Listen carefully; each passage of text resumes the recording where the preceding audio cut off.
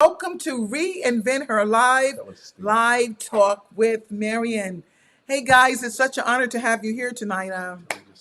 And tonight we will be discussing are children being exposed to too much too soon. So tonight we're so honored to have some beautiful, smart, intelligent masterminds, young ladies here tonight. So we're going to begin. Larita, would you please tell the audience something about yourself? Yes, absolutely. First of all, thank you so much for having me here and for having this platform. This is a very transformative and amazing platform you have. Thank you. My name is my name is Larita Youssef. I am a wife, a mother of one 3-year-old daughter, and by profession, I am an attorney and I'm also a seminary student. Oh, okay. You work in left hand and right hands. Wonderful. We have another smart, brilliant, wonderful young lady who's also, let me call her, agent of change agent. Stacy, would you like to share something with the audience concerning you? Hello, and thank you for allowing me to come on your platform on this evening. My name is Stacy Brown. I am executive pastor of Inspired Life Church. Also, the senior pastor is my husband, Pastor Johnny Brown. We are also entrepreneurs of two businesses and proud mother of three children and grandmother and just loving every bit of it. And again, just so happy to be here. So thank you. So honored to have you here to share tonight. Well, we have another dynamic, awesome young lady here tonight. Annette, would you mind sharing something concerning yourself with the audience tonight so they can know who you are? At least some Delighted. of who you are. I'd like to thank you first and foremost for the invitation um, to be on tonight and with this beautiful host of incredible women. And I'm so thankful that you're inspired by God to do such as we're doing tonight. And I am a high school counselor. No. First and foremost, I am a wife of Pastor Bobby Gilbert Sr., and I co-pastor along with him. We are proud parents of three handsome and anointed sons. Two sons are married. We have two beautiful daughter in love, and we have six remarkable grandchildren. We love by profession. I work in leadership in my school. I have a doctorate in educational leadership with a minor in education. And I serve in the counseling services. Of course, we do counseling as well in the ministry. And I know my sister's going to get on me about this, but we have a couple of books in process, and we should be releasing those soon. But I'm happy to be here. Well, thank you. I'm Blessing. glad to know one thing about when you love life and what you do, you always evolve and you're always doing more. So I expect more to come out of each of you, you know? So that's what we're waiting for. We're still setting up. I don't know. I'm going to have to leave some of you guys out because timing is very critical and we want everything to go forth as expeditious as possible. Okay, let me see. Ms. Flemings, you're just coming in. Could you share something with the audience so we can begin the dialogue tonight? Yes, I'm Crystal Fleming. A lot of people know me as Newbie, and originally I'm from Baltimore, Maryland. I've been here in Columbia for about 5.5 years. I just had my son in October, so I'm a new Beautiful. mom.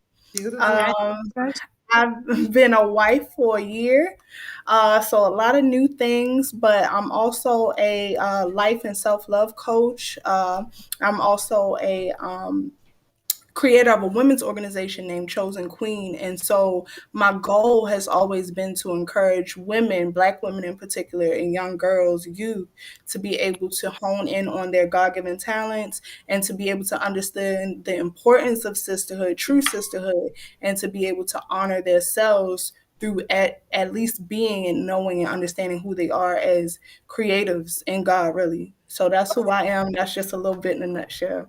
Okay, well, beautiful. Thank you for sharing that concerning you. Thank you. Amazing. So, guys, y'all know this subject tonight is controversial, but nonetheless, I'm going to say, because people make choices on what they choose to do with their children, but we're just going to discuss it because it's a conversation, and let's see how much information we can get out tonight. Woo! So I'm not going to ask all of you guys the same question because I know, but if you want to chime in when someone is giving an answer and that question really sparks an interest to you, please feel free to say, hey, I want to add to that, okay? So I want to ask you, do you guys feel that children are being exposed too much today? Please feel free to say, hey, I want to add. Let's Uh, start with you, Stacy. I'm going to come to you, okay. Stacy. Let me start with you. Do you feel children are being exposed to too much too soon today? That is a good loaded question. I mean, Yeah. just in comparison to how we grew up, um, and what was available to us at the time, uh, we took our time growing up. We took our time. For instance, like we went outside and we played. We made up games. We were very community oriented, and we didn't have the world in our hand, such as the internet. And so it was a lot of things that it's funny because a lot of things that programs that are old that I watch now, some of the content I didn't get back then because it was so, hidden and layered. And so now I'm just like, yeah, that's what they was talking about. But right now, everything is like upfront. There's no filter. There is no shade. And the You know, children, I'm sorry. no, go ahead, because I said I was getting ready to tell Larita, I'm coming to you because I want to. Okay, Yeah, yeah, okay, yeah. Larita, So there's a little bit of a delay maybe on my part, so forgive me if I'm talking over you. Um, but there is definitely children are growing up too soon. gotcha. Definitely, I won't take up too much time on that one. Okay, Larita, I know like everybody got their opinion, you know what I mean? And we respect each other where we are, Larita, what would you like to share concerning that? Do you feel the children today are being exposed to too much? Generally, I actually do agree with that. That there's information at our fingertips now, um, from Netflix, just the availability of shows that are mature, social media. Young children have social media accounts, and so I actually do think there's a lot of information available to children, and sometimes that information is not age appropriate or developmentally appropriate. Mm-hmm. But I think we do have to consider also what they actually need to be exposed to in terms of reality and being prepared for the world. Yeah. And I think it's important for parents to really expose them, for parents to be the people exposing them and presenting information. Versus them exploring or their friends giving them information and links, to different. That's very important that the parents Right. expose them to it. Right, because in the world today, there's so much going on that really does affect them. There's school shootings, there's police Oh, brutality. we gonna get to all of that down here. We gotta. These topics are introduced so early, and so we do have to expose them, but in a way that's appropriate for That's their age, it. so we can frame it. Correct. So, how do you feel about that, Crystal? I definitely feel the same sentiment. I feel like children are exposed too early to things. I was born in '90s, so for me, I can remember a time where even if, and using this as an example, even if there was a movie playing and everybody as a family could have been watching this movie, but there might have been a scene in this movie that they were kissing too hard.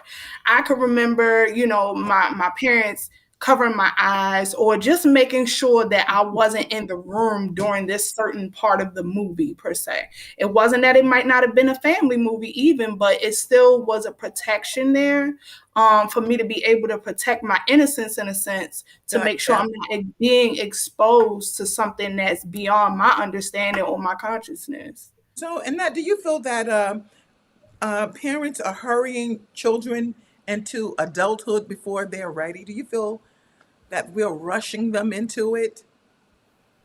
Um, I I I'm always sorry. that rushing them into it, but life is because of what is happening in the world.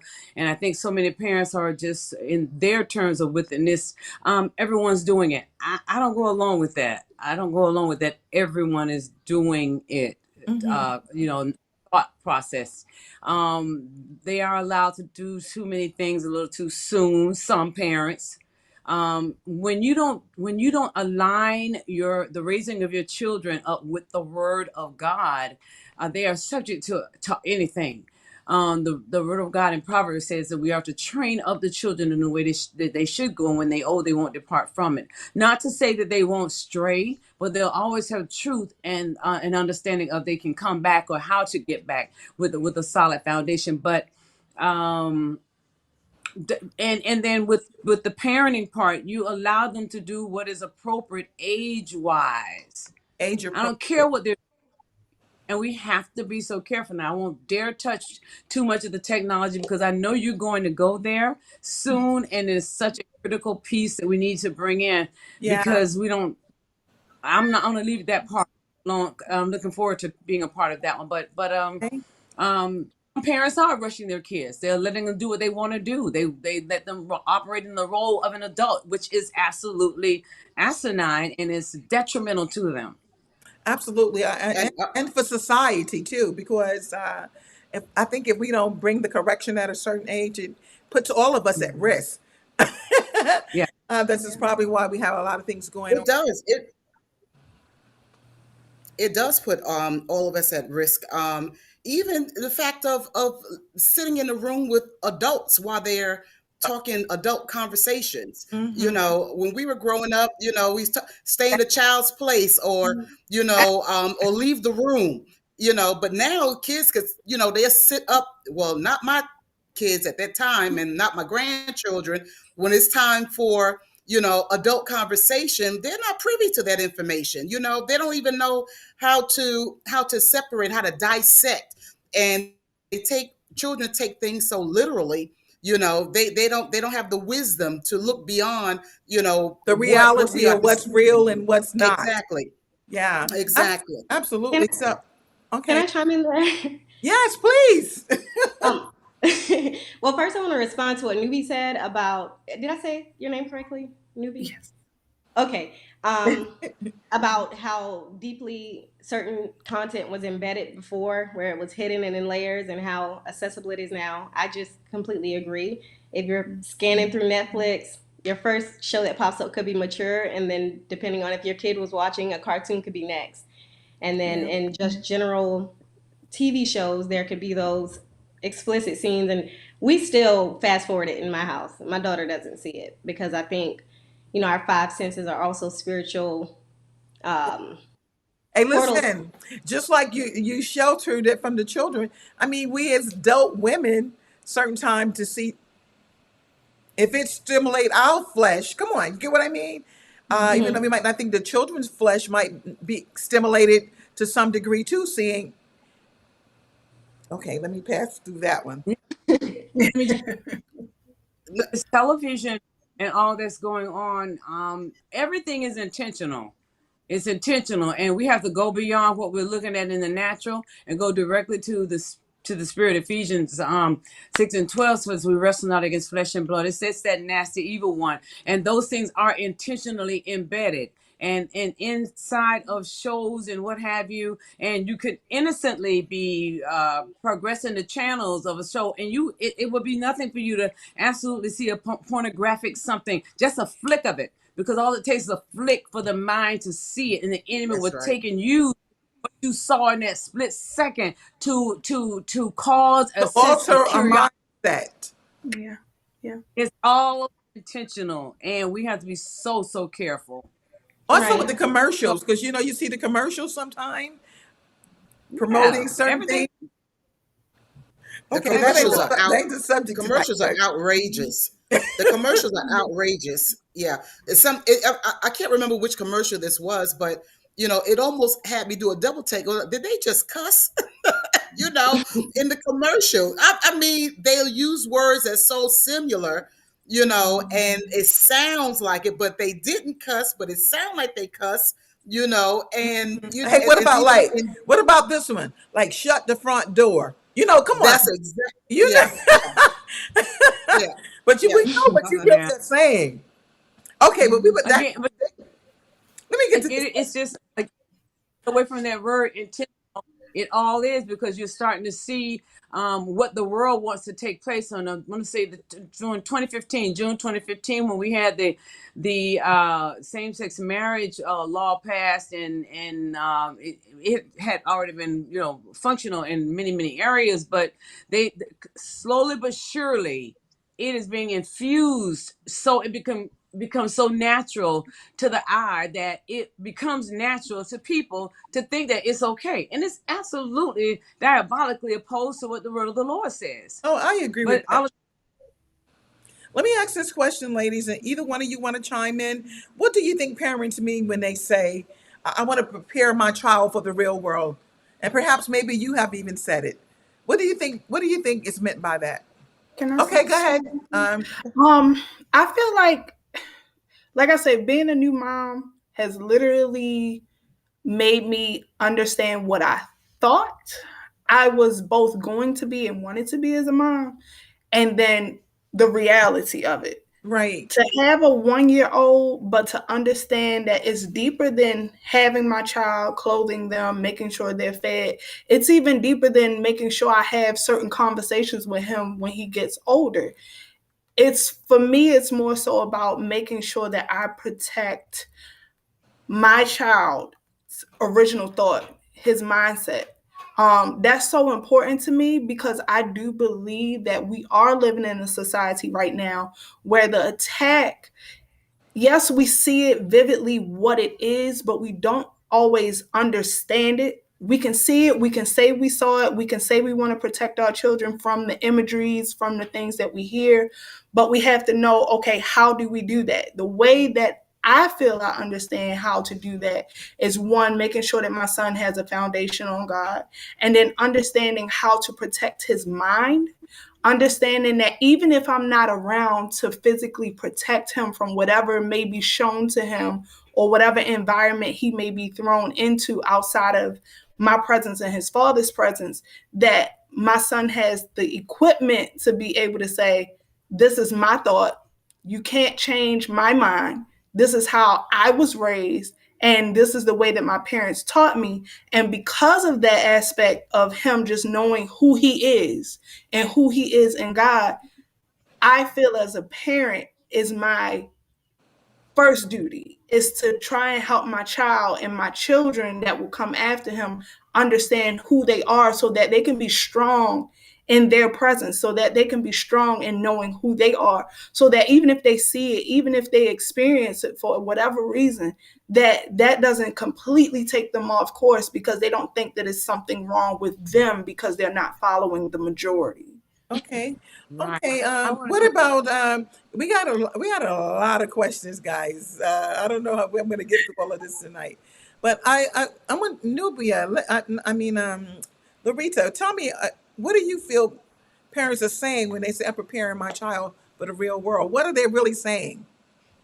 I think what they're saying and what I'm probably saying is different, but I think they could be saying, well, the reality is this is what's going on in society.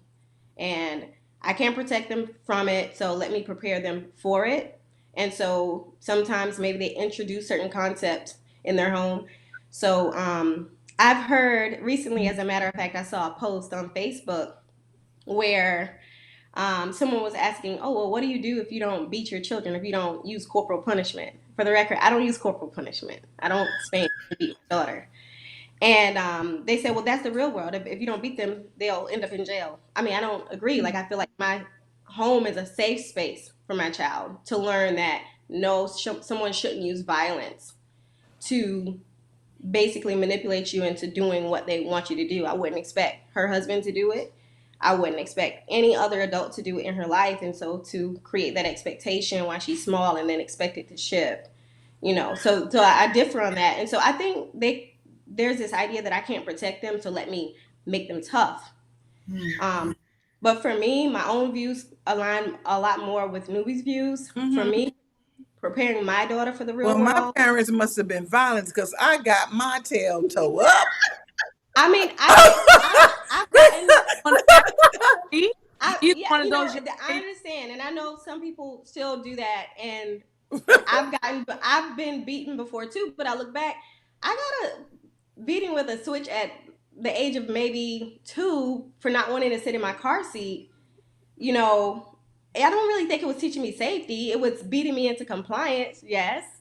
But I wasn't even really old enough to really understand yet. Or Let we had a new let me car, and I opened a cup, and some slushy went on the window, something you can wipe off, and I got a beating for, So I mean, I focus more on connection with my daughter, Yeah, and connection is important, but they connected and they connected both ways. They connected all right.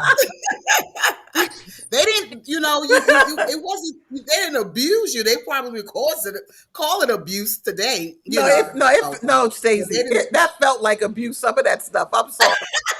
I mean, I think That's only based because it on hurt for a moment. I where know it It this. came hurt. from. I mean, very likely our parents were exhausted, they were busy, and they probably didn't have the patience or the time to really go through listening and talking. I Okay, mean, that type of thing. So I think is God that has is blessed that me a what lot it more. was? I think so. well, I let, think Well, so.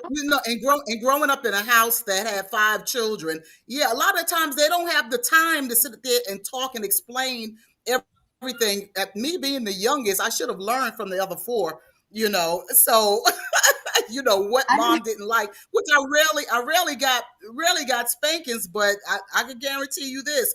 If I got a spank, if I got my tail tore up for doing something, you better believe I wasn't going to do that one no more. I Well, wasn't Me going either, to do but that it was again. out of fear and shame. But I'll probably sneak you if I know the could. Bible do tell us that we spare the rod, we'll spoil the for the child. child. You But spoil the child. I don't like the beatings that I got. But yeah, they might have been beating me into compliance. But it really taught me another direction. I learned obedience through that. That's those. Chastisement. Yeah, Yes. I want to ask the young lady, the two young mothers. Did you get spanked? Did I heard you said. I didn't ask the question Oh, put your yes, for. ma'am. finger down. Put I your finger definitely down. did. Nat, put your finger down. Hold on. Let me get the names again, please. Right here, the beautiful young lady here, You with got the red Crystal and shirt, you got Larita. Larita and Crystal. Larita, Crystal rather. When you did get that little spanking, the next time it was time to get in that car seat, did you get your little hips in there? That's No, Larita. Yeah. Larita, you I didn't didn't. get. You No, didn't.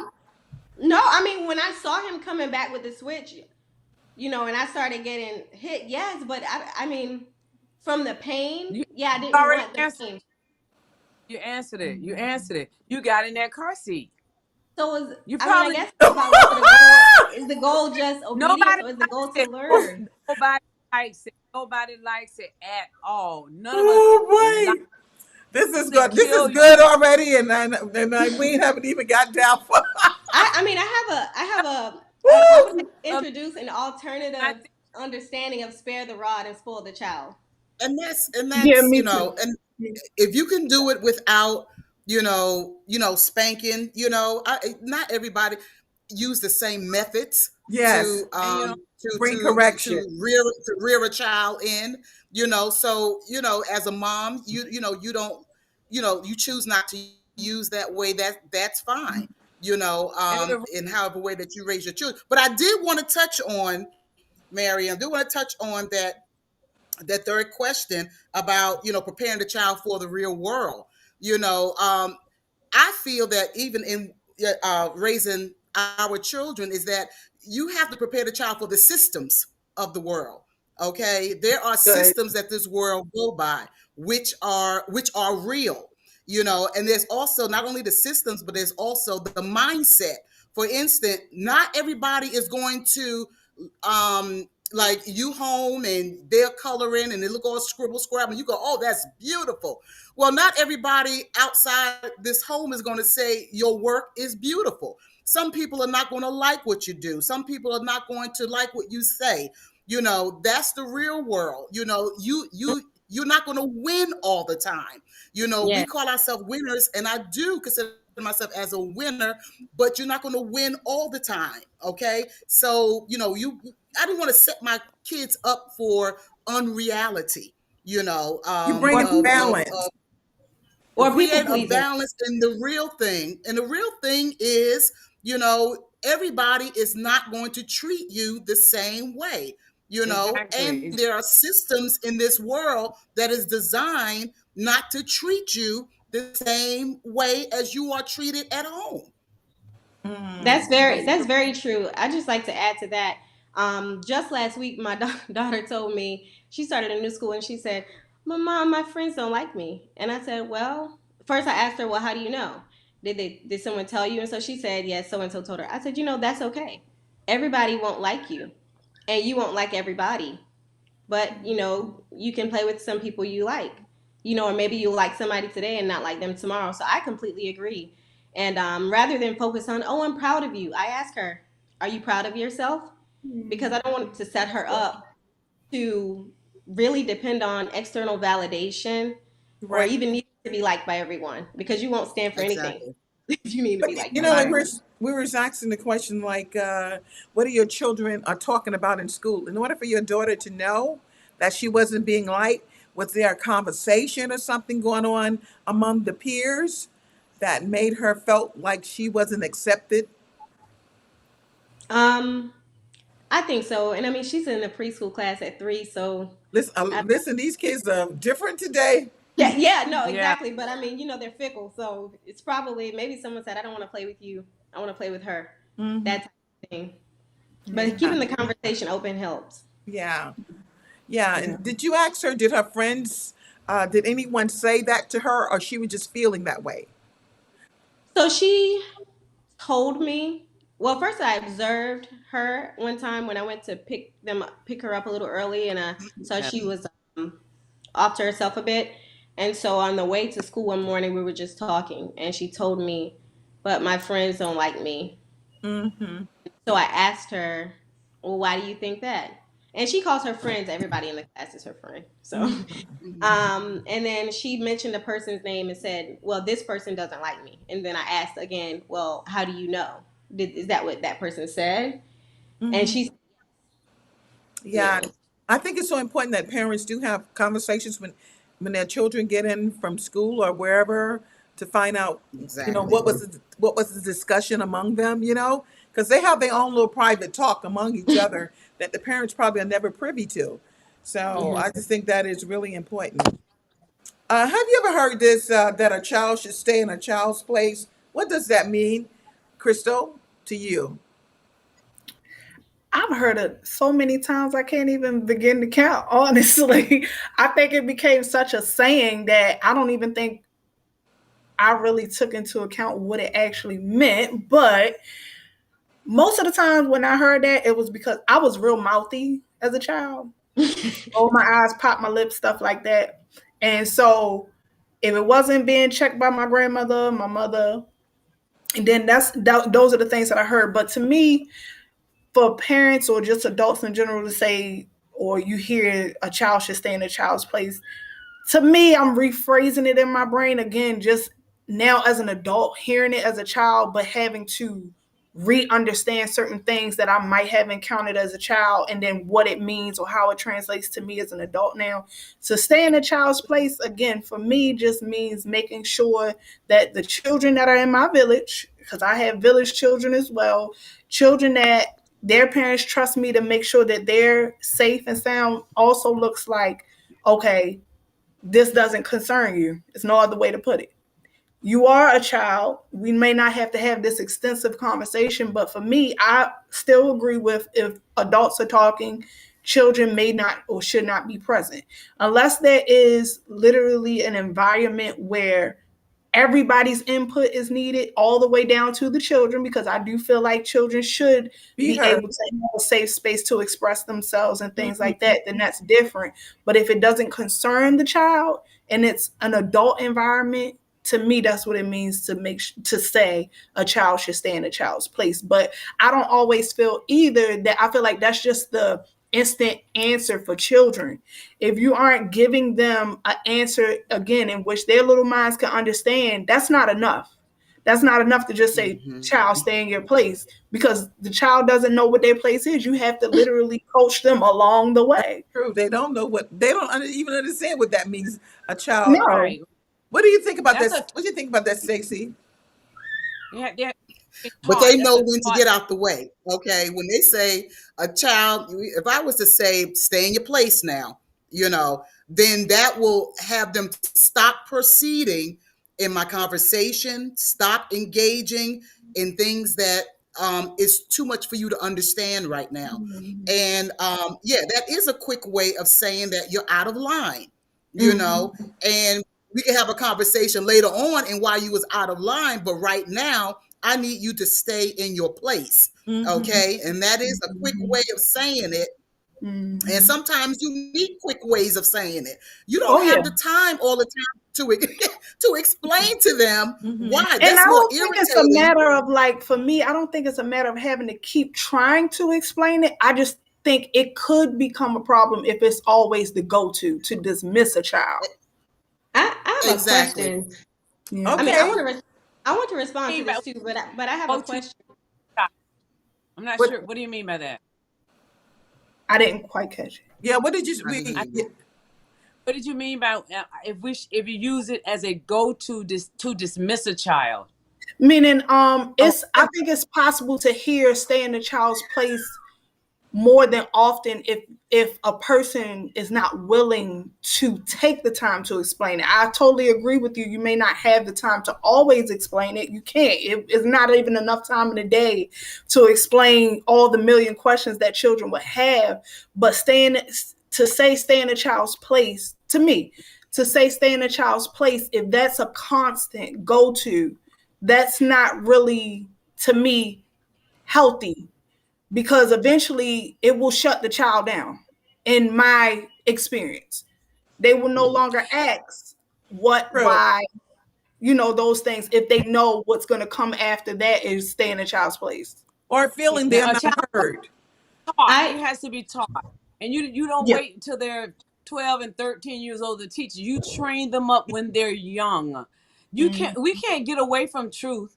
The Word of I God has everything outlined and prescribed for us to raise the children, train them, help them understand their place, and then once we teach them and show them, we have to continue to model whatever it is we're teaching Oh, those children. absolutely. We Have have to and be to teach Jesus them models. also they will know said, "Let the their place children is. come to me You won't even too." have He to say didn't it. You won't turn them even have to away. say it because they know. They know how to excuse It all themselves.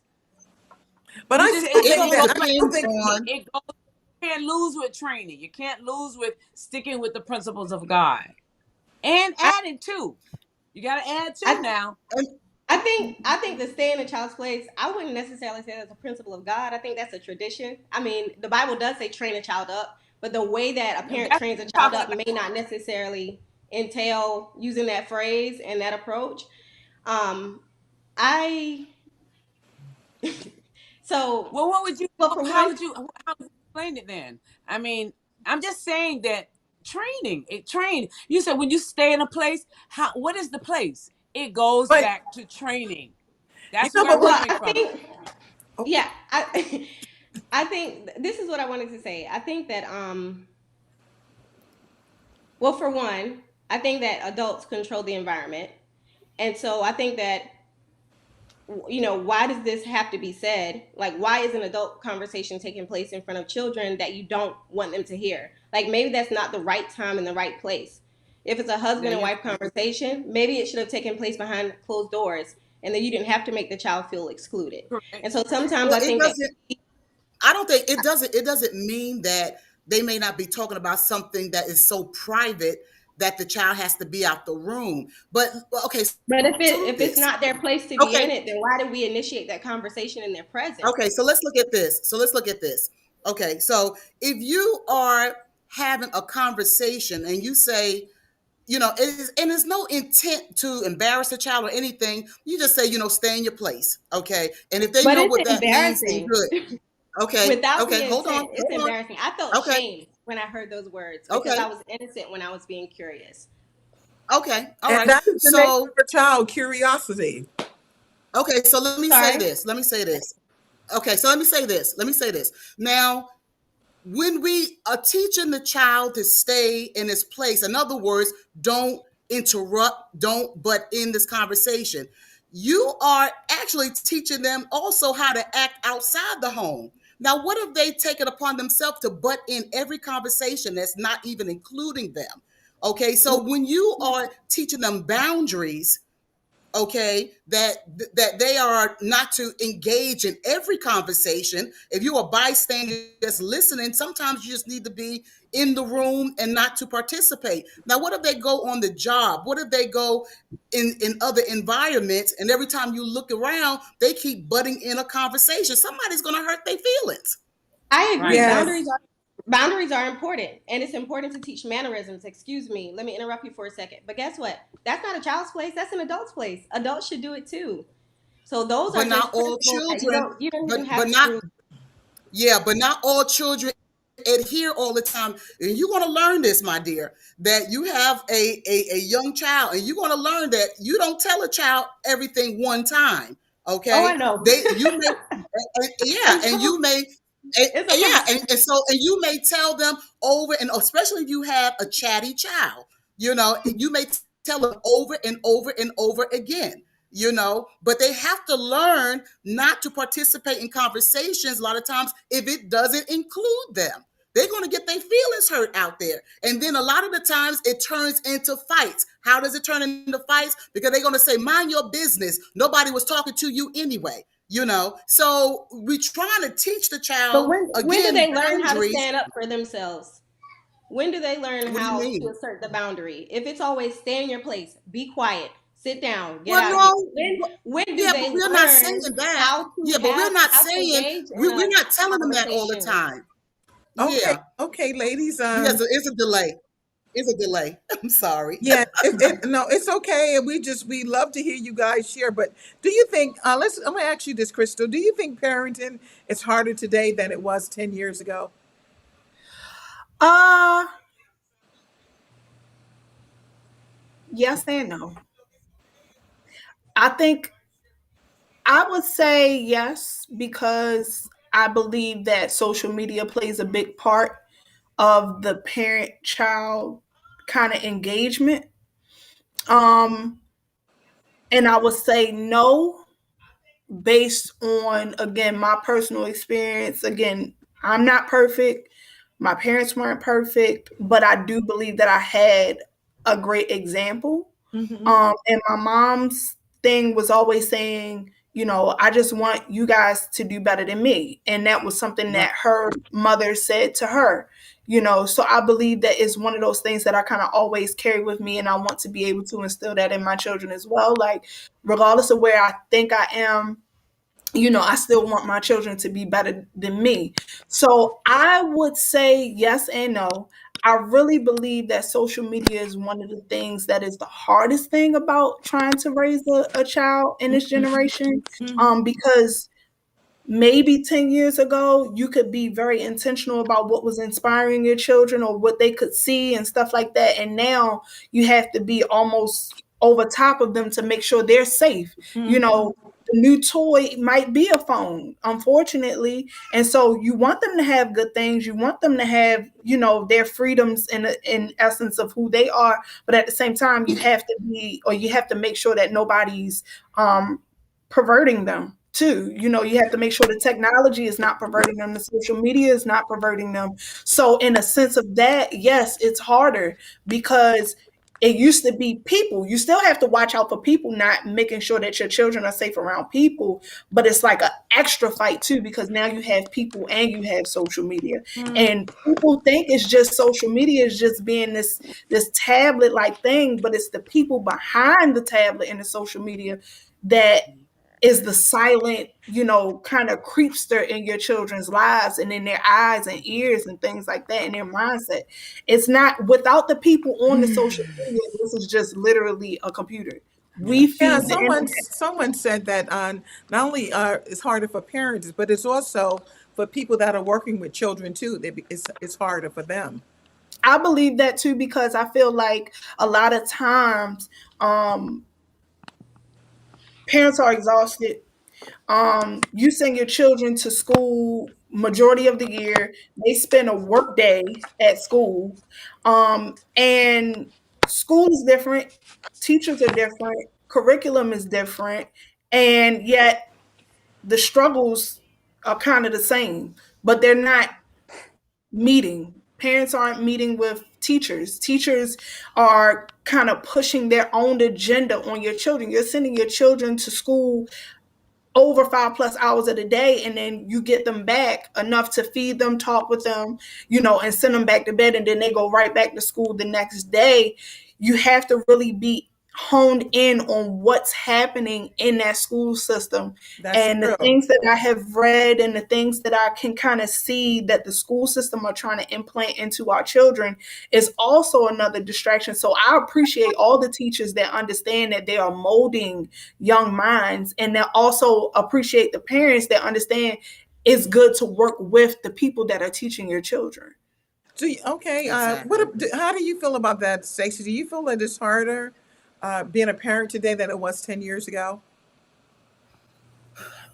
Well, my sister said it so well, speaking for today. But I'm convinced that, because I think I've lived long enough to make this this statement, is that you're still dealing with behavior. You're still dealing with child rearing. You're still dealing with childhood development. And really, all humans are developing the same way. So they're going to go through a cycle of most of them go through the cycle of rebellion. They go through the cycle of being too lethargic, and things like that. So in that sense, it's basically the same. If you look back, all generations think that that generation is the worst. Yeah, I You guess my you might. mother, I yeah, don't yeah, know. my mother's I don't know because well, that might. my mother's. No, go ahead. I was just saying that I don't know to each generation because I think each generation, I think they get a little bit more intense. It does, and the The Bible scripture says says that. What, why what I'm saying, trigger. it yeah, the Bible tells about they get wiser, but they get wickeder. Yeah. But So yeah. So, but I'm saying is that Otherwise, every generation, seems like that they have it like we had it back then, or everybody had something that they dealt with in every generation. But dealing with the children today, I think I'm frozen. yeah, Okay. but your voice is All still right. coming It is through. hard.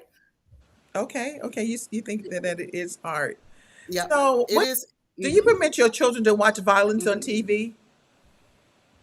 Any of you guys permit your children to watch violent shows or play my, violent games? my children are adults. My children are all adults. Um, they and two of them have children. Um, they monitor what they let them watch, but they still, as far as I'm concerned, even the cartoons, because again, I won't change this. Everything is diabolical. It's the enemies behind everything. He infiltrates all this Oh yeah, I believe craziness and that. cartoon characters. My son, listen, our oldest son is 40 and we have a 38-year-old. And my son said, Mom, how can you see a spirit in a Smurf? And I said, look, God, why is this? And he said, "Oh my God, Mom, everything you see demons and everything. It's just to me, even now, how ugly and awful things look. It's just the enemy's way of putting thoughts and images I in their mind. And okay. when they have those type of visitations, it's just like that's the enemy trying to come in. And I know that the younger people probably think this Yes, I lady want to is hear not a from. person. Hold your thought. I want to hear from The young Larita. mummies. Larita, what do you feel about that? Because you down there laughing. So No, let me it's get. fun. It's funny, but hey, I have a few friends in the chat watching, and they can tell you. Look, I agree with that. I think everything is spiritual, absolutely. So we agree on that. That's the thing about it. I'm progressive in parenting, but I'm actually pretty conservative and and spiritually in tune, so to speak. So I agree. We don't watch. I don't even watch violence. I don't watch scary movies. I I don't, don't me do either. I Halloween. don't watch that I stuff. mean, I don't do any of that, and I get so frustrated when all the Halloween shows pop up on YouTube from my daughter, and I'm like, I don't like you watching this. It's always so. I'm working on trying to, and it's actually that's actually difficult to filter out content that's not necessarily bright line like bad or good. Like when it's a Right. moral, yeah, a moral decision. It's not easy to filter it because it is based on those algorithms. But yeah, I don't do violence, and I do skip through. She watches Me too. educational. Well, let me ask this The question, movies, ladies. the After the oh, school shootings, that so many, whether you have Excuse me. adult children, what would you say to a child? Doesn't necessarily have to be your child. What would you say to a child at the a shooting that's taken in school to make them feel safe? What would you say to a child? Well, again, I think it's important to teach them when they have that foundation, a real, sure foundation about life and living, even about death, because death is a part of life. That's a horrible thing, and we know the culprit behind that, and they need to know where that's coming from, and they know that the Bible said the enemy comes to steal, to kill, and destroy. He doesn't care what or who he uses, and basically the children that are doing the killing, they're getting the format off of media. So the powers that be are permitting foolishness that comes on that trains the children how to come up with a device that can cause this. And then you got the copycat spirits and all of that. So when you talk to your children, you got to talk to them about a lot of things that are the things that are actually happening in the world, and teach them safety strategies, and you share, tell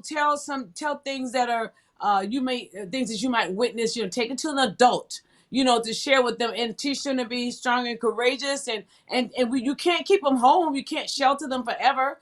You have to teach them truth, teach them right from wrong, and we know the spirit of discernment can rest on the inside of them, and they'll be able to, just go on. Don't we're not going to keep you home. You're gonna not going to live and walk in fear. Just know that you are you okay. We're praying over you. We know that God has it, and just teach them so that they won't walk around in fear. And What I would you agree say and to with the person that that I is would agree very believe with that? true that. because I'm sorry. Yeah. That's very true what you just said. And to add to that is teaching them the value of a life. The value, because Yes. one of the reasons why they keep on killing because they don't value life. They don't Right. value it. Right. So anything that Right. you don't value, you treat it as if it doesn't matter. So when shootings and everything happening, just having them to tap in. This is not a movie. This is not a movie where they And this is get not a desensitized. game. Yeah. And this is And not a I movie. and I This is not wanted a It's to be not the game. able music to add to either. that too, to be able to say, like, when I seen that question, I always have to be so transparent with myself. Like I hear it first and then I'm like, okay, how am I gonna say it? But Hmm. be myself and not be like, have people be like, oh Lord, you know what I mean? The hood in me wanted to say, ma'am, sir, tell your children exactly that. I didn't say it as eloquently as you ladies put it. To, like you say, regard of life, this is not a game. There is no reset button. Again, that goes back to social media because we get so much Yes. of this instant gratification that we really don't understand and grasp the concept. When there's no breath, you are gone. Hmm. That's You And right. are gone. so the other piece of me as well is my mom. I never had the pleasure of meeting my granddads, but my mom used to always tell me stories about them, and she used to say that my granddad used to always say, "You can have a PhD, but if you don't have common sense, you don't have no sense. I don't care." And I understand that because going back to that school shooting, and a lot of the times when we hear about the school shootings, a lot of these students are aware. Common sense should be telling children this is not a game. Whether you think it is or whether it comes out to be that it's not a game. So a lot of times people can't control things. I get that, but some things can be controlled. And so we also have to be able to teach our children that to know when danger is present and to understand that danger should not be played with. Both spiritual danger and physical danger. You know what I mean? And so to me, when I seen that question, I really wanted to be transparent about how I answered that, because I do understand that again, we fight not against flesh and blood, but those spirits. But then I can recall a time that I remember I asked my dad, this is when I was on my militant kick, and I learned about martial law. Randomly, I went to my dad, I said, Dad, we need to have a family discussion. We need to sit down. Like, I think we need to take up our arms. We got the right to bear arms. What do we do if something like martial law happens? And my dad was like, well, baby, by the time that happens, God will come back. And I looked him in his face genuinely, and this is no disrespect. I said, Dad, what if he doesn't? That was a genuine question from a child's perspective, because I need to know. I got to go to the hood to go to school. Lord What Jesus. troubles await me outside of Sunday service, outside of church? What troubles, and how do I literally go about my day and my life as a young person trying to get back and forth between my home to my family and my school? And I believe a lot of that played into both a spiritual sense, but then also a common sense. And I believe that as parents, we need to make sure that our children have both. Well, absolutely. Yeah, man. But It's, let me and ask. I said, but I want to just please, if you would, going back to common sense. But do you know that there are parents?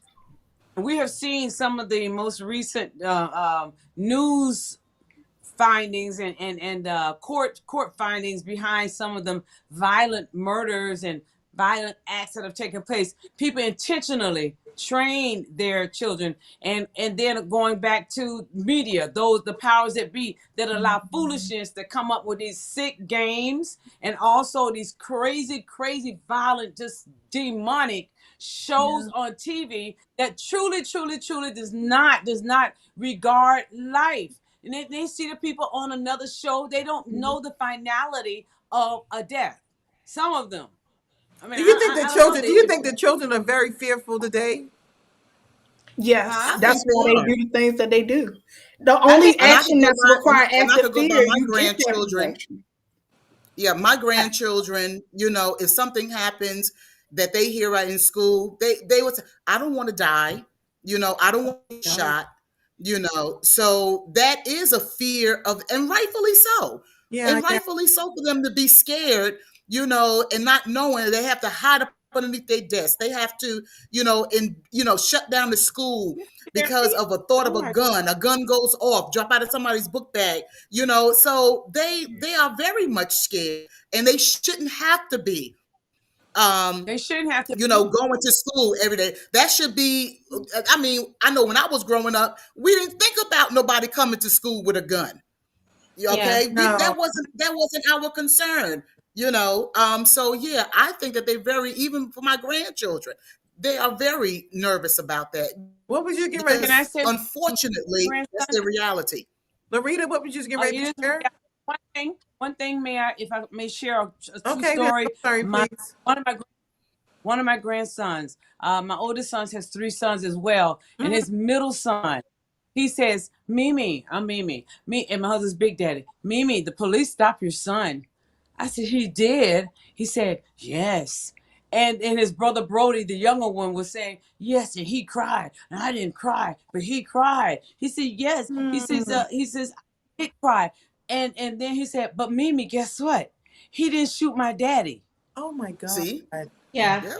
I I was gonna share not something quite like that, but kind of wanted Took to me respond.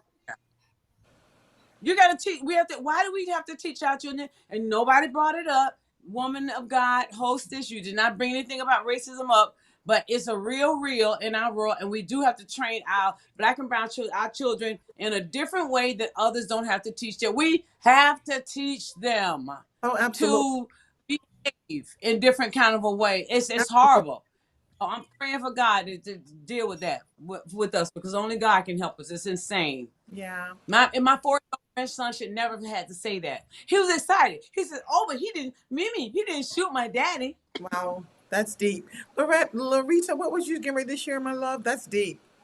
Yeah, I wanted to just respond to both. For one, I've not had a school shooting conversation with my daughter, but when I saw that question, I just thought about it, and I don't quite know how to have that type of Wow. conversation. But one thing we do pray, and she will pray morning and night and on the way to school. So they're, definitely just kind of reassuring her that God's protecting her.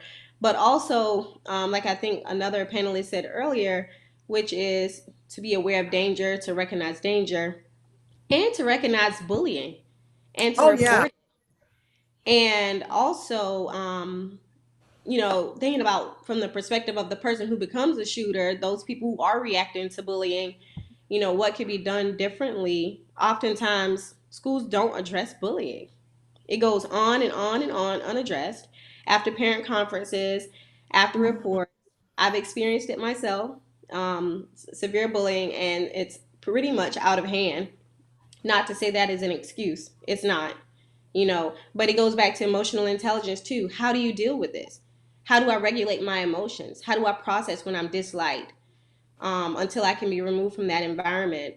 And so, honestly, I think there's so much that has to be touched on to really fully address this, from the spiritual to the practical, to what to do in the case of an emergency, how to build up resilience and esteem, so that the words aren't piercing us so much so that we want to take our life and others, Wow. to value life. There's just so much, and I do think that not we, but well, many people in society, those who are carrying weapons and shooting and killing, definitely don't appreciate or understand the finality of life.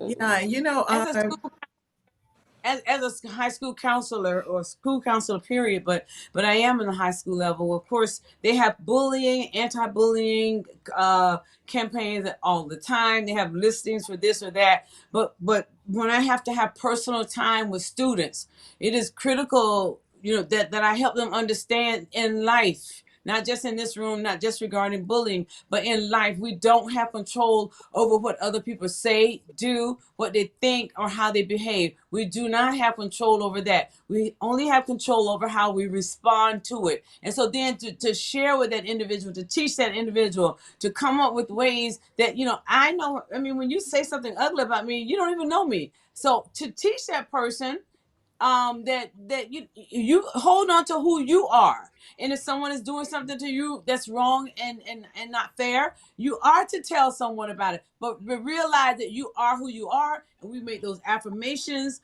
telling them, I'm more than a conqueror. I can do all things through Christ who strengthens me, and just don't allow yourself to be in a position like that, and feel okay to drop some things and some people, and be okay with it. And I think Change people have your to. Everybody's not strong enough to do it, but you have to keep encouraging students. I think people have And to. our I think kids have to truly feel loved, like have to truly believe and feel loved.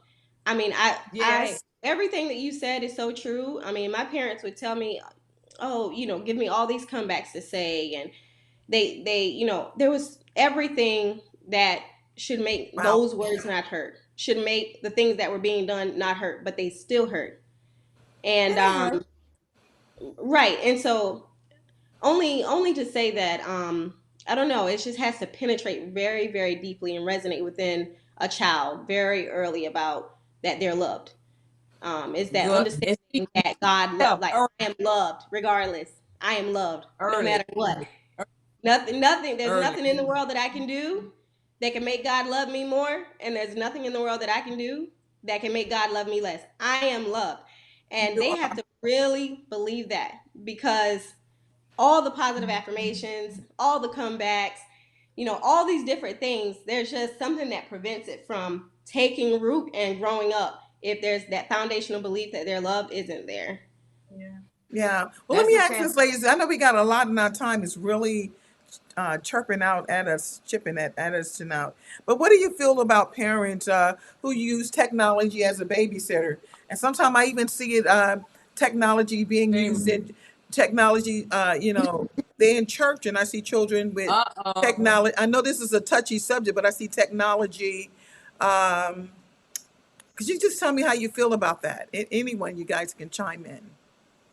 You said it right. Well, A lot of parents are using it as a babysitter. Again, because the element of time. It's easier to put, and I mean babies in strollers. They have this video in front of them. It's true. I'm telling you the truth. you Even tell when it, yeah. they're traveling, if there's a child over here, there's one of the TV in front of them. They have technology. They know how to whip it with their little fingers. My little grandchildren make me feel like a retard because they are very, very savvy with technology. How does a little kid? She's only been in the world for like 5 years, not even 5 years, three. She knew how to take a little thumb and make the phone just do this. I said, how does she know how to do that? I don't give them a code because they can find anything.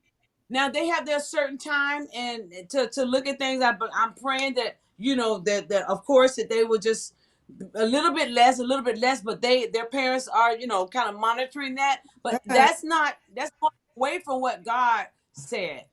It's too easy.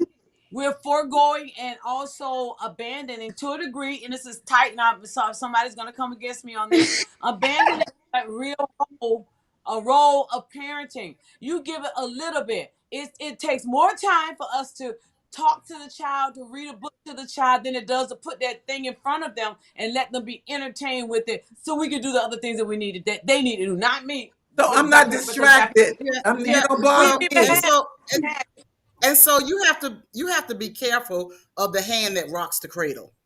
Okay, you have to be careful. And if we're using the technology to keep rocking the cradle of our children, then and it's they're no getting a wonder bad why they are coming up the way that they're when coming they get up. a But problem.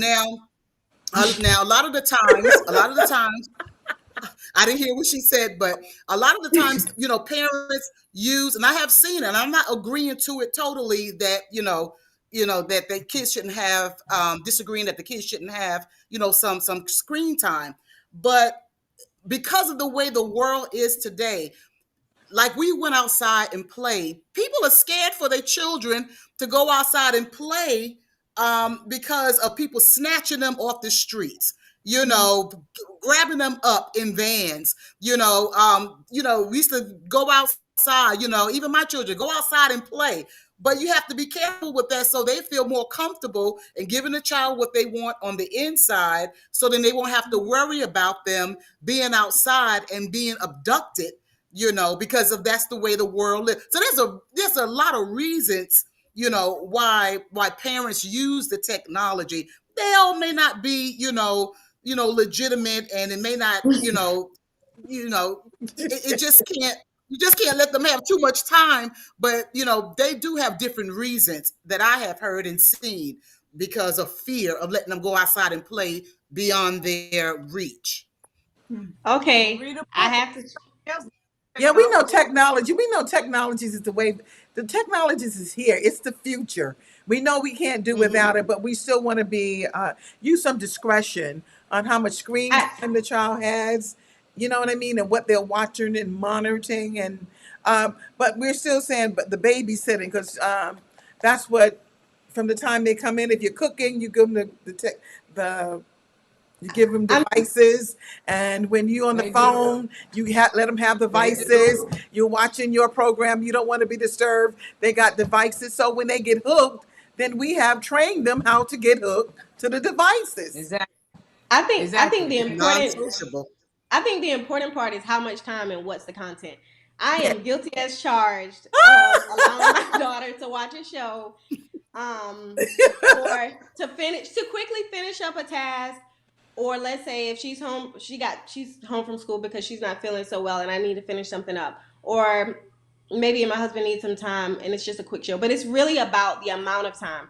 Absolutely not babysitting her. From the time she was just a few months old, she's in the kitchen. I'm letting her play with the food. She's cooking with me. We do so much together. So it's definitely not always babysitting, but the reality is she has to be technologically competent. She needs to know how to use computers and tablets, and hopefully one day she'll learn how to code and maybe that is definitely where we're headed. Yeah, You we're know, there at already. some at Technology is so advanced right now. at some point, This is their world. it'll be the This people who know was how to now. code that will Technology be was really making the changes in the world. But definitely, it's the amount of time.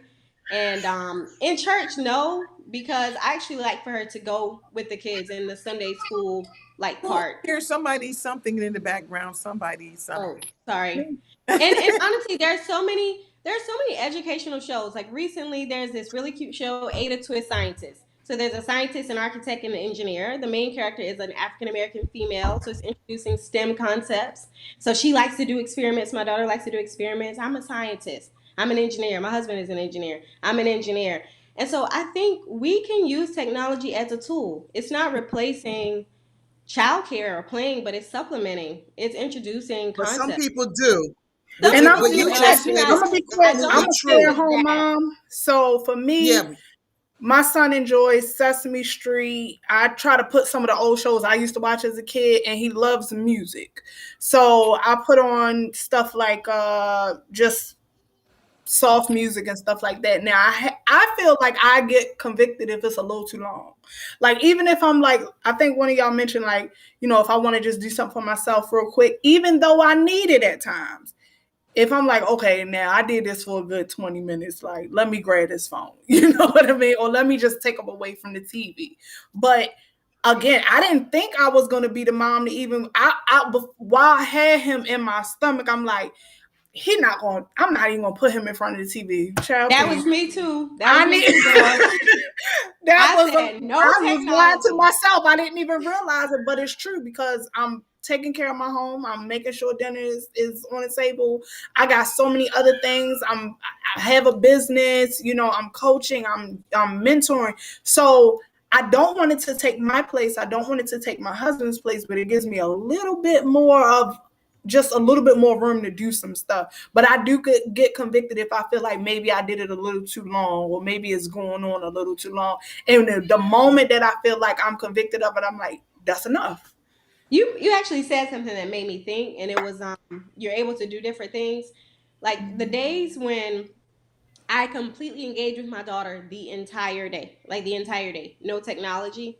So much goes undone. Like just being completely realistic about being a wife, a working mom, a mom, and we don't live in the village anymore. Like we don't live all around our families. I mean, I'm grateful right now. My mom has been a huge help throughout the course of our marriage, and my dad too, and my daughter's life. As a matter of fact, she's here now. Like so helpful with my daughter and just everything. But outside of that, unless we're gonna hire help, like I think that it's a fiction that we can do it all. We can. And and technology helps in those little pockets of time, but it make it and beneficial. it You keeps know, Right. them quiet too. there's so many shows like work. What'd you That's say? the What'd you objective. say?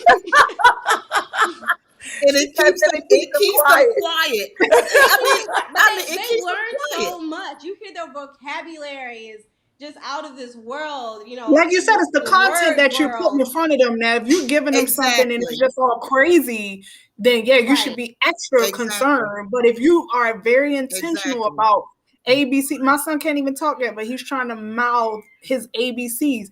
And I also understand that by me being an at-home mom, when it is time for him to go to preschool, I don't want the time that I've spent with him to find out that he's lacking by the time he goes to school with other folks. I Yeah. wasn't the best in school, but I'm definitely not going to send you to school after you've been with me for some years and you can't even say your ABCs. That's not happening on my watch. Well, do you feel Yeah. that social media what- affects the child's social skills? I don't think that's what's being If said. it's There's good in yeah, there's good in technology. I mean, you can use it as a resource to help with instructions, veggie tales, good stories, Bible studies, and it's nothing wrong with that. There's Yeah. nothing wrong with it. So our hostess said as a babysitter, and if you're not using it as a babysitter, where it just the kids are there for hours, their brain is just like right. That's overload. That's just too much yeah. stuff, It's on and their brain autopilot. to think Yeah. right there that's not healthy for them. From, But from your I don't see one of But you my young ladies. question, from your perspective as sorry, from your perspective as an educational professional, What do you think is too much? Just sincerely asking for me so I can apply it to my life. I'm actually not too fond of technology. My mom is also in education too. And she's not super fond of it either. She's like, keep the cell phones away. You don't want all that radiation, not even from a content perspective, but from a radiation perspective. And so for a long time, I would, keep it at bay. She has a small tablet now, but I'm thinking of, little pockets here or there. Let me finish something up. But from your, professional perspective, what is too much time? Is there a cutoff? 15 minutes, cut it off. You just can't. You just okay. If you're just looking at that, I mean, your own personal family, your in your home, what you decide is too much, and you do little pockets over here and there. That's one thing. But if you're talking about me and what I observed from students in school, and the fact that now not only have the school counselor, we have a mental health counselor, we have a behavior counselor, we've got all kind of counselors because of what is going on, and this stuff is stemming from technology. There is now real diagnoses a real diagnosis of addiction to technology, wherein there and we have a lot of individuals who worked in law and in the courts and what have you. They've seen different things in mental health counseling and what have you. And there's a one little kid did like $30,000 worth of damage in parents' home when they were trying to withdraw him because it was like, you know how you're doing cold turkey, you're withdrawing Yeah. from drugs. He They was stuck to the I know it might device. sound, but it's true. It is It's true. It very is. true. And not only The does little it deal with with their mental health, it also they also experience social anxiety because they don't know how to deal socially with people because they have this object in front of them. They don't know how to talk, um, socially interact because it's sad. It is so sad. It's too much. they're It's being just programmed by these beautiful objects. And Yeah. we're not saying that they're not useful because we do need social media, and we do need what is it, technology. But with artificial intelligence and how far technology has advanced, I mean, it's really way out there. Like just listening to like the thing with Facebook about Meta, and I mean, it's really far advanced. Yeah, and I feel like with that, I think people It's out don't truly understand how we are the intelligence that's feeding the artificialness of this there. internet. Mhm. So a lot of times, people can put on faces, but for AI, in order for artificial intelligence to be as intelligent as it is, the people have to Somebody feed it. feeding it. And Yeah, so I think, if we are really clear and intentional about making sure too that we're not feeding in, the crap, and then that way we know that outside of, hopefully, outside of when our children are away from us, they know and can recognize, okay, this is crap. Mommy and daddy have taught me that this is something I don't need to be feeding my brain. Now they're going to be teenagers, they're going to be children, they're going to do what they got to do, but setting the precedence is definitely helpful. And like you say, with the technology, that's just setting that precedence all over again. Like, this is well, enough, yeah.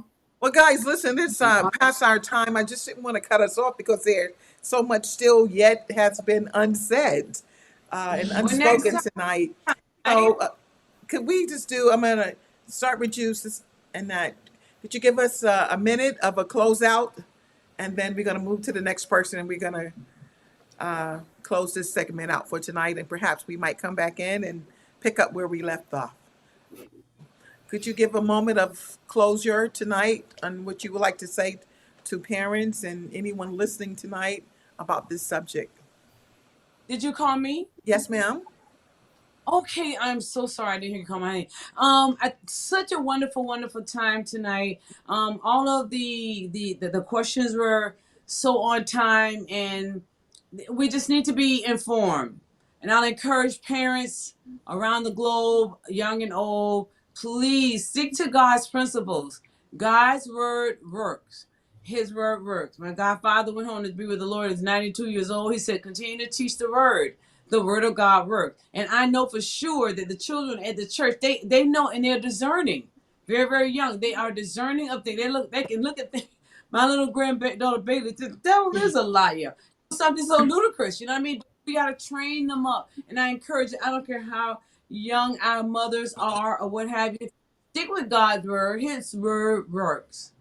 God's words work, and I'll encourage everyone to do that and continue to teach them the word so that they will know truth, because everything is going down but God's word, and we've got to train them. Even Psalms 91, even help them memorize that. You know that they're dwelling in the secret place of the Most High. That no matter what's going on all around you, God is still there, and nothing catches God off guard or by surprise. But we Very, have to again have real conversations with them.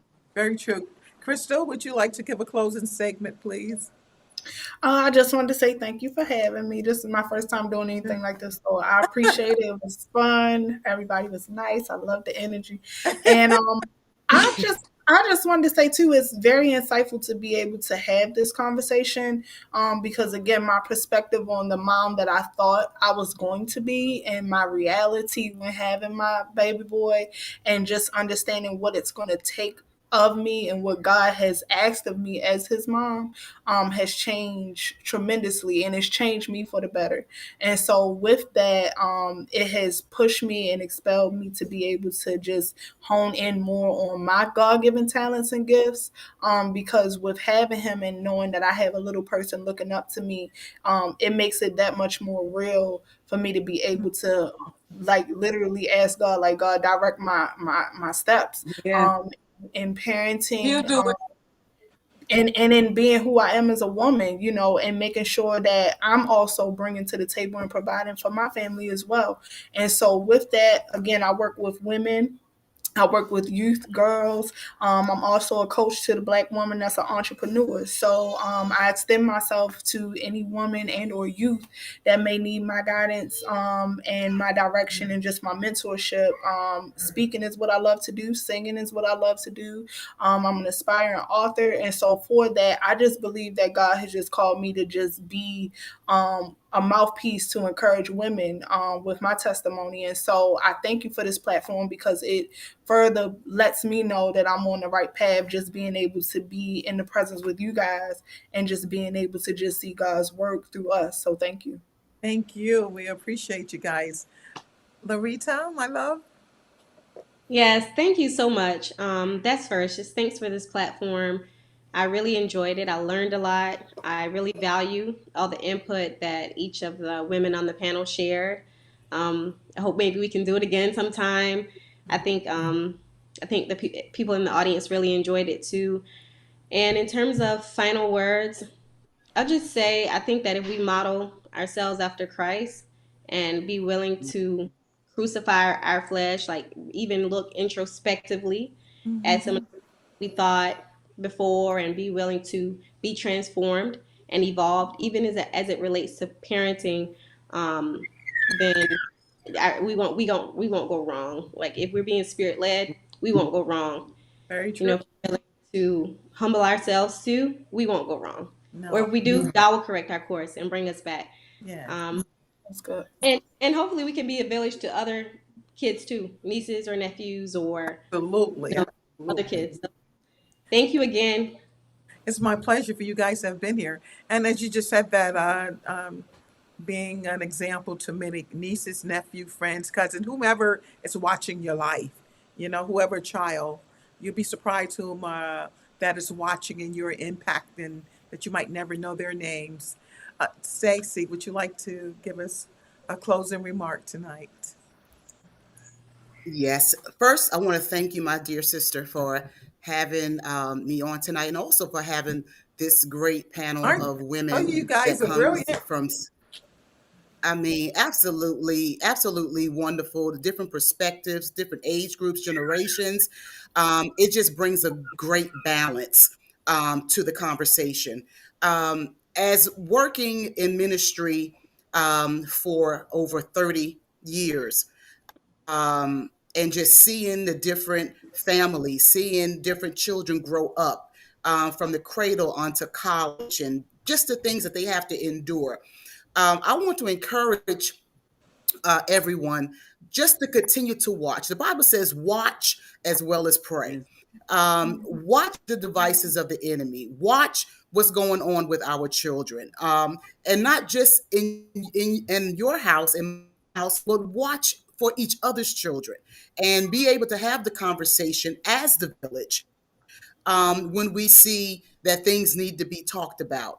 They are living in such a trying time. We Mhm. have come up.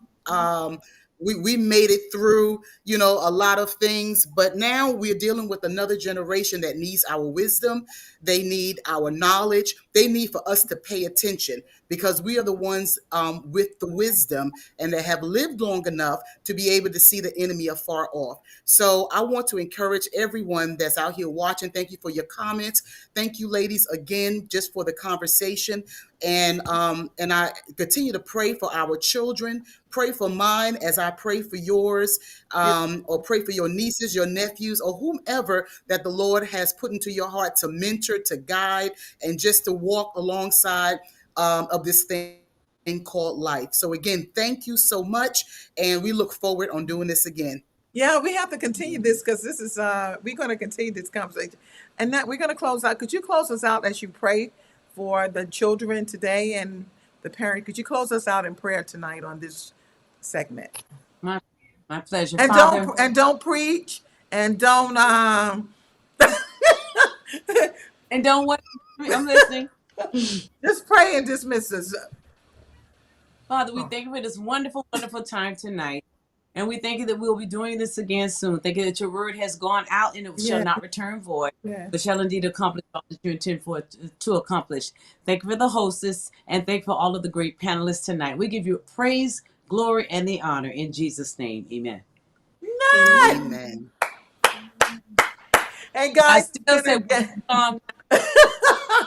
hey guys, it's been a marvelous time tonight, and I'm sure the audience has been impacted with what you guys shared tonight.